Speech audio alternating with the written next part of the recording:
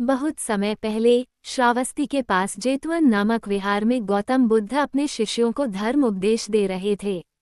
बुद्ध के उपदेश सुनने के लिए दूर दूर से लोग आते थे। एक दिन एक युवा ब्राह्मण, जिसका नाम अरुण था, बुद्ध के पास आया। उसकी आंखों में जिज्ञासा और चेहरे पर चिंता की लकीरें थीं। ऐसी और कहानी के लिए आप हमारा चैनल सब्सक्राइब कर सकते हैं। अरुण ने श्रद्धा से बुद्ध के चरणों में प्रणाम किया और पूछा, हे तथागत, क्या जन्नत वास्तव में अस्तित्व में है? यदि हाँ, तो क्या एक साधारण मनुष्य वहां पहुंच सकता है?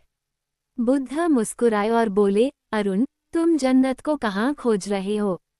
बाहर या अपने भीतर? अरुण चौंक गया। उसने कहा, भगवान, मैं नहीं जानता। मैं तो बस सुनता आया हूँ कि जन्नत एक ऐसा स्थान है जहाँ केवल सुख ही सुख है, कोई दुख नहीं। बुद्ध ने शांत स्वर में कहा, यदि तुम सच में जानना चाहते हो कि जन्नत क्या है, तो तुम्हें पहले अपने मन के अंधकार को दूर करना होगा। बुद्ध ने अरुण को एक साधना का मार्ग बताया।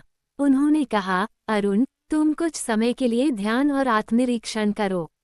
तुम्हें उत्तर मिल जाएगा। अरुण ने बुद्ध के उपदेश का पालन किया। उसने ध्यान साधना शुरू की। पहले कुछ दिन कठिन थे। उसके मन में विचारों का तूफान उठता था, कभी अतीत के पछतावे, कभी भविष्य की चिंताएं। लेकिन धीरे धीरे उसने अपने मन को वश में करना शुरू किया।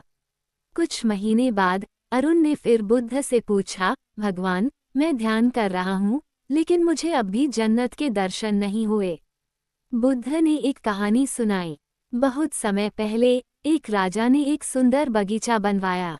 उस बगीचे में हर प्रकार के फूल थे, मीठे पानी के झरने थे और पक्षियों का मधुर कलरव था।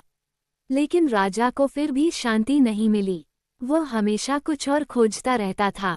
एक दिन एक साधु ने उससे कहा, राजन, ये बगीचा बाहर है, लेकिन जब तक तुम्हारे भीतर का बगीचा नहीं खिलेगा, तुम्हें शांति नहीं मिलेगी।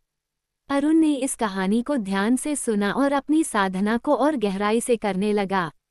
एक दिन ध्यान करते हुए अरुण को अनुभूति हुई। उसे एहसास हुआ कि जन्नत कोई भौतिक स्थान नहीं है, बल्कि यह हमारे मन की स्थिति है।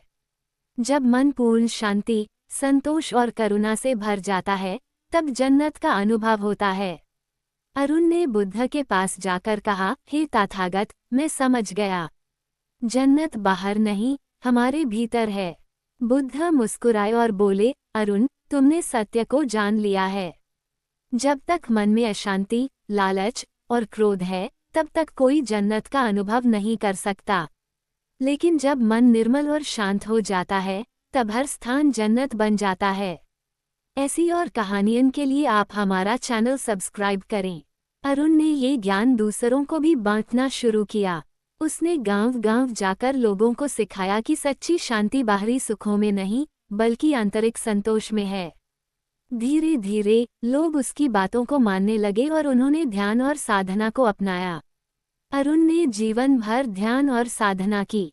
उसकी आंखों में हमेशा शांति और करुणा की चमक रहती थी।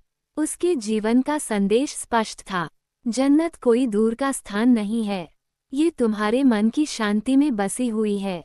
बुद्ध ने भी अरुण को आशीर्वाद देते हुए कहा, तुमने सत्य को समझ लिया है।